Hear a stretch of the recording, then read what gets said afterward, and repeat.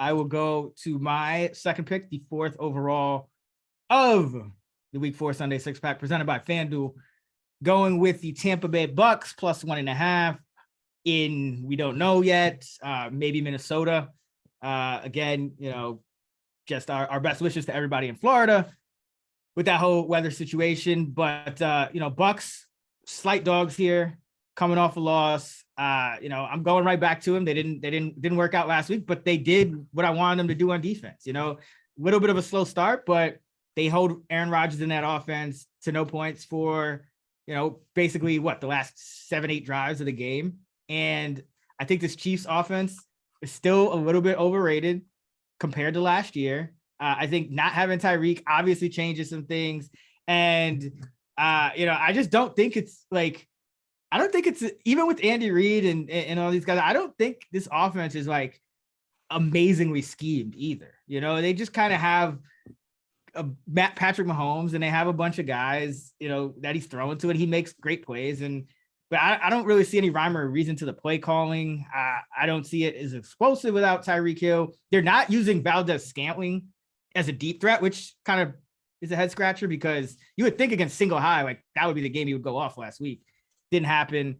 So yeah, I'm just kind of down on this Chiefs offense a little, and I'm really high in the Bucks defense. As you can see, what is it now? 3 touchdowns in 3 games for the Bucks defense. So, and against two of the offenses they face are pretty good. And even that Saints offense, I mean, I know Jameis was dealing with some things, but that's still a pretty good Saints offense. When you talk about the receivers, Jameis, I know they didn't have Kamara, but love the Bucks defense in this spot. I think they can get pressure on Mahomes. Don't think they need to blitz to do it, but and they probably shouldn't, because Mahomes will rip them up. But think they can cover. Bucks, Chiefs aren't as dangerous without Tyreek. So now, the Bucks have one, I think, really good corner. Use them on Juju. It's going to be tough for the Chiefs to move the ball. We kind of saw that against the Chargers when the Chargers were healthy on Thursday night. And then on the other side, it's kind of, the Bucks need somebody, apparently. Russell Gage is not enough, but you're getting Mike Evans back guaranteed this week. I don't know what's good with Julio. He's another one, though. He just be out there with Leonard and Ronnie Stanley. He's not a real NFL player anymore. But I think with Mike Evans, and then you still have Gage as a number 2. Maybe he's even pushing number 3 if somebody can get healthy. I think that'll be enough with this running game with Fournette. Chiefs can't run the ball. Bucks aren't going to let them run the ball. I think they make the offense one-dimensional. Both of these quarterbacks, obviously, very good coming off a loss. Mahomes is 10-3 against the spread, but Brady, I mean, there's really no equal, coming off in these spots. He is 66, 36, and 2, 65% off against the spread loss, going back to 03, covering by 5 points a game, 11 and 3, 79% against the spread with Tampa, covering by 7.8 points per game, coming off a loss against the spread, and then coming off a straight up loss, 43 and 16 against the spread the next week, covering by 6.7 points since 2003 with the Bucks, 7 and 2, covering by 6.8. So he's just a great play in the spot. And by the way, off a loss as a dog, Brady 10-0 against the spread, perfect since 03. And as a dog or a pick, down to a pick, since 2003, any spot, doesn't matter if he's coming off a loss or what, 25, 9 and 2, 74%, covering the spread by 8 points per game. And by the way, I think this Bucks offense at some point is going to have a coming out party, and it might be this week. This Chiefs defense is it's a little more athletic, which is good. Still don't think it's great. Home dogs that haven't hit an over, and I know it's Bucks not technically at home, but the point remains. Home dogs that haven't hit an over yet, and this applies to road dogs as well.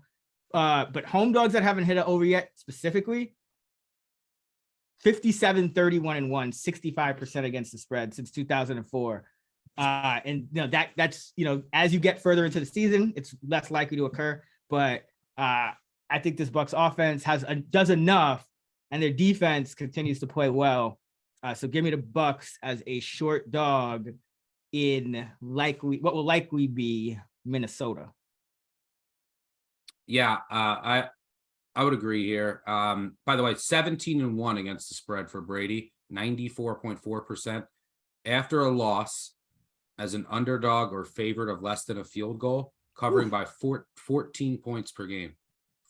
So it's either a favorite of under a field goal or a dog. 17-1 against the spread, covering about 2 touchdowns a game. And then after a loss as an underdog or favorite of less than 7 points, 32-6 against the spread, 84%. Yeah, I agree. This Chiefs offense has not looked good. They've also played like the Chargers without Allen, the Cardinals practice squad, and they had like 7 dropped picks that the Chargers had and some questionable penalties. Like the Chargers should have won that game. You play ancient Matt Ryan, and we still don't know if there's Buccaneers going to be back. Their special teams are a mess, and this offense is just not the same. It just doesn't look right. And I would agree. I would trust Brady here as a dog off of a loss against the Chiefs. I wonder if I think are a bit overrated in the market. I wonder if something's going on too with I wonder if there's some frustration building with Mahomes. Like I know, they're downplaying that little incident that happened at halftime with him and Bieniemy, but it's still weird for me that somebody like as self-aware as Mahomes, like he knew that the media would pick up on that if he like goes screaming to Bieniemy in the middle of every camera's going to catch that. But you know who else is coaching the quarterbacks of the Chiefs? Matt Nagy.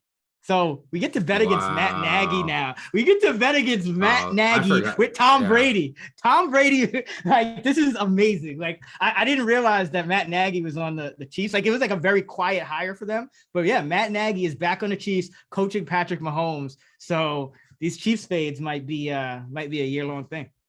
Yep. And what up, Matt Moore? I know you're listening.